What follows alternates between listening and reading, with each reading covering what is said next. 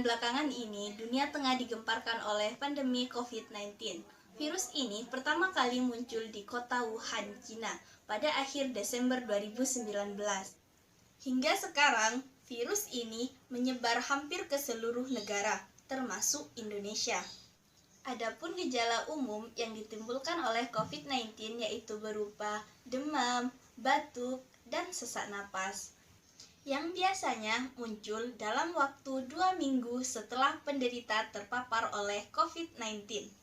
Adapun upaya yang dilakukan oleh pemerintah Indonesia untuk menekan laju penyebaran COVID-19 yaitu dengan menerapkan pembatasan sosial berskala besar atau yang sering kita sebut dengan PSBB. Hal ini tentu saja memberi dampak terhadap kesehatan mental masyarakat, yaitu salah satunya menimbulkan gangguan kecemasan. Rasa cemas itu wajar sekali terjadi apabila terutama saat seseorang mengalami suatu tekanan atau kondisi seperti yang kita alami saat ini, saat di era pandemi COVID. Di era pandemi COVID ini kita sering mendengar bahwa semakin hari, semakin bertambahnya hari, semakin banyak pasien yang terjangkit COVID.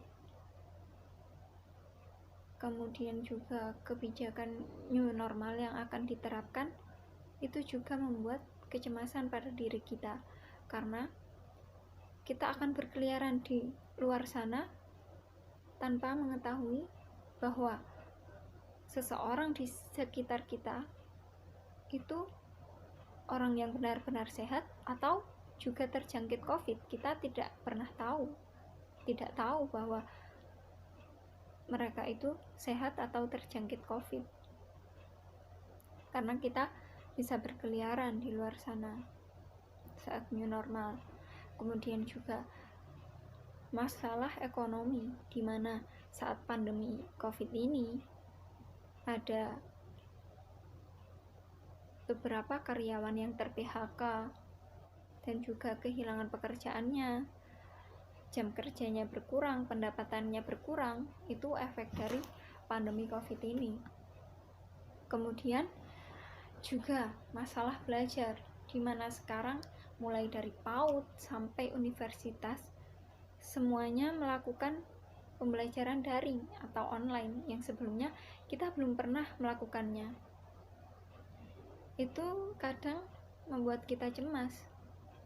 Namun rasa cemas yang berlebihan atau bahkan bisa mengganggu aktivitas kita sehari-hari, semakin tak terkendali.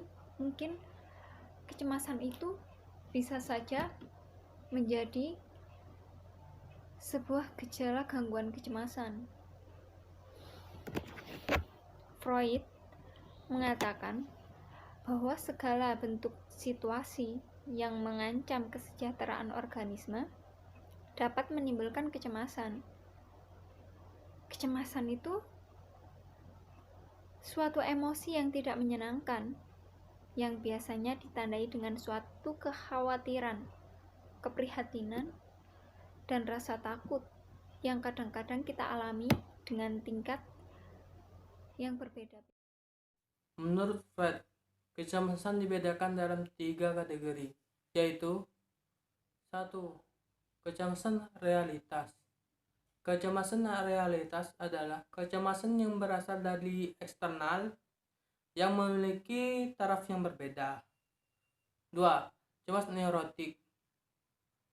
Cemas ini adalah takut akan tidak terkendalinya naluri-naluri yang bisa menyebabkan seseorang melakukan tindakan yang bisa menghukum dirinya. Freud membaginya dalam 3 kategori. 1. Cemas umum. Cemas umum ini merupakan kecemasan yang sederhana, tidak berhubungan dengan hal tertentu. Yang terjadi hanyalah individu yang merasakan takut dan merasakan perasaan yang tidak menentu. Cemas penyakit. Cemas ini menyangkut pengalaman, terhadap objek atau situasi tertentu. Sebagai penyebab kadang merasa takut. Karena takut terjadinya hal lain, ketakutan akan kejadian itu merupakan ancaman. Cemas dalam bentuk ancaman.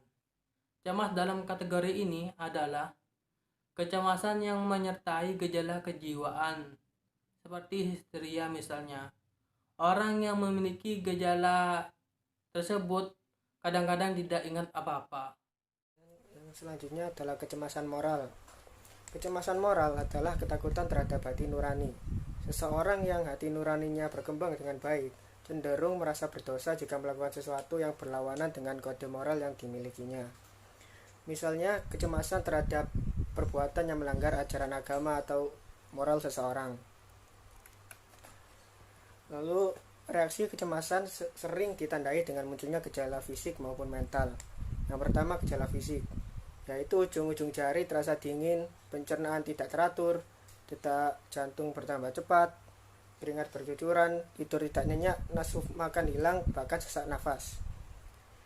Yang selanjutnya adalah gejala psikis, yaitu adanya rasa takut, mudah marah, perasaan akan ditimpa bahaya, yang perasaan tidak mampu memusatkan perhatian, tidak berdaya, dan rasa rendah percaya diri, tidak tentram dan ingin lari dari kenyataan hidup. Tingkat kecemasan. 1. Ansietas ringan, berhubungan dengan ketegangan dalam kehidupan sehari-hari dan menyebabkan seseorang menjadi waspada dan meningkatkan lahan persepsinya. 2. Ansietas sedang. Pada tingkat ini, lahan persepsi terhadap lingkungan menurun. Individu lebih memfokuskan pada hal yang penting saat itu dan mengesampingkan hal lain, sehingga seseorang mengalami perhatian seefektif, namun dapat melakukan sesuatu yang lebih terarah. 3. Ansietas berat. Pada ansietas berat, lahan persepsi menyempit.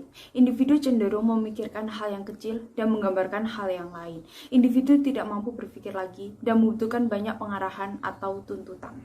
4. Panik. Kondisi ini berhubungan dengan terperangah ketakutan dan teror. Rincian terpecah dari proporsinya karena mengalami kehilangan kendali. Orang yang mengalami panik tidak akan melakukan sesuatu walaupun dengan pengarahan. Panik melibatkan disorganisasi kepribadian. Jika terjadi panik, akan mengalami peningkatan motorik dan menurunkan kemampuan untuk berhubungan dengan orang lain. Persepsi menyimpang dan kehilangan pemikiran rasional. Jika terjadi dalam jangka waktu yang lama, akan mengakibatkan kelelahan bahkan kematian. Halo teman-teman, selamat pagi. Perkenalkan, nama saya Doi. Di sini kita akan membahas tentang faktor yang mempengaruhi tingkat kecemasan menurut Davison dan kawan-kawan tahun 2006. Ada 4 faktor utama yang mempengaruhi kecemasan. Sebelumnya mohon maaf kalau misalnya ada suara yang terganggu di masuk dalam video, karena saya mengambil video ini tepat berada di warung kopi. Nah, langsung saja untuk yang pertama itu dari faktor yang mempengaruhi tingkat kecemasan itu ada lingkungan. Nah, di lingkungan sendiri, lingkungan atau tempat sekitar itu mempengaruhi cara berpikir tentang diri sendiri dan orang lain.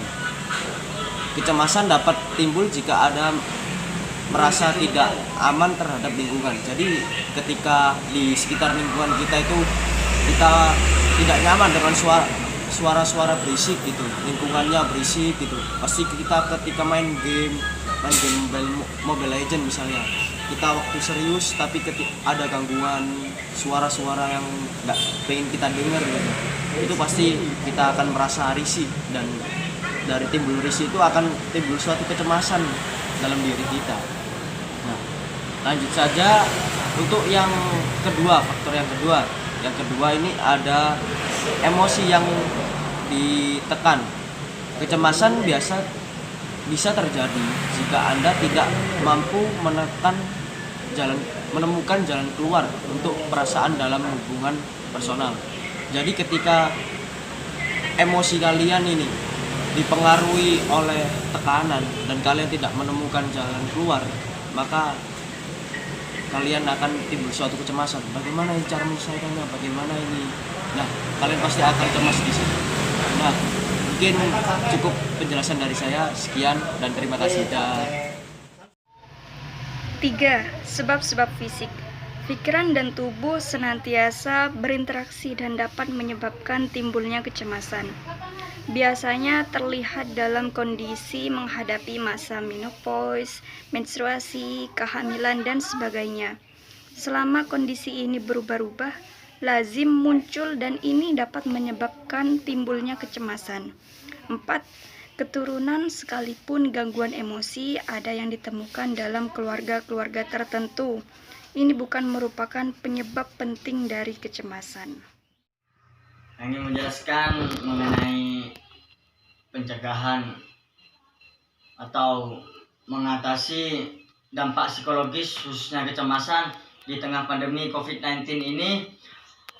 Ini beberapa tips yang dapat membantu menjaga kesehatan mental kita. Yang pertama, tetap waspada namun tidak panik, dan pastikan Anda selalu memantau perkembangan virus corona dari sumber-sumber yang benar-benar terpercaya. Contohnya dari situs WHO, Kementerian Kesehatan Republik Indonesia, dan situs-situs lainnya yang bisa memberikan kita sumber-sumber memang itu kebenaran tentang COVID-19. Sehingga kita ini tidak mudah termakan berita hoak atau berita tipuan yang ada di sosial media. Kan kebanyakan sekarang bisa dibikin-bikin oleh teman-teman, para editor-editor. Yang kedua yaitu selalu berpikiran positif dalam menanggapi informasi mengenai COVID-19. Jadi kita ini jangan terlalu berpikiran negatif kepada COVID-19, karena kita ini sudah diberikan sumber-sumber yang memang benar terpercaya. Jadi kita ini tidak boleh berpikiran yang terlalu negatif atau berpikiran kita ini terlalu khawatir atau kecemasan kita. Di situ kita akan termakan oleh berita-berita yang tidak benar. Yang ketiga, jaga kesehatan dengan baik dengan cara terapkan pola hidup sehat. Ini saya berikan jaga kesehatan ya, atau menerapkan pola hidup sehat. Yang pertama, mengonsumsi makanan sehat dan seimbang. Yang kedua, minum air putih yang cukup. Yang ketiga, tetap aktif dengan rutin berolahraga. Yang keempat, istirahat yang cukup. Yang kelima, hentikan kebiasaan merokok atau minum alkohol. Yang terakhir yaitu cuci tangan lebih sering. Jadi kita ini harus menjaga pola kesehatan kita. Kita harus jaga pola olahraga kita. Yang terpenting itu harus jaga pola pikiran kita. Jadi kita ini tidak boleh terlalu negatif kepada virus corona. Seperti itu. Oke kawan-kawan, yang nomor 4 ini yaitu kita melakukan kegiatan yang positif, kegiatan yang bisa bermanfaat untuk kita sendiri. Itu contohnya seperti gimana? Jadi kita itu bisa juga di rumah saja, kita bisa melakukan yang namanya mengembangkan hobi, seperti hobi kita olahraga atau apa. Jadi kita bisa mengembangkannya di rumah selagi ada di rumah.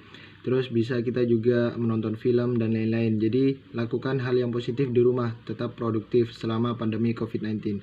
Jadi kita bisa yang namanya menghalangi yang namanya sifat cemas. Terus yang nomor 5 ini, yang terakhir ini, yaitu tentang silaturahmi. Jadi kita tetap bisa silaturahmi dan juga berhubungan dengan teman, saudara, dan juga keluarga. Dengan cara gimana? Jadi karena pemerintah menyuruh kita untuk di rumah saja dan tidak boleh adanya pertemuan atau social distancing sementara, jadi kita bisa lakukan dengan cara virtual, yaitu dengan cara yang namanya melakukan yang namanya menelpon ataupun video call. Jadi kita tetap terjalin hubungan antara orang tua, antara saudara, antara keluarga, dan lain-lain. Jadi mungkin hanya itu saja psikoedukasi dari kelompok kami. Semoga bermanfaat bagi teman-teman semua. Terima kasih. Wassalamualaikum warahmatullahi wabarakatuh.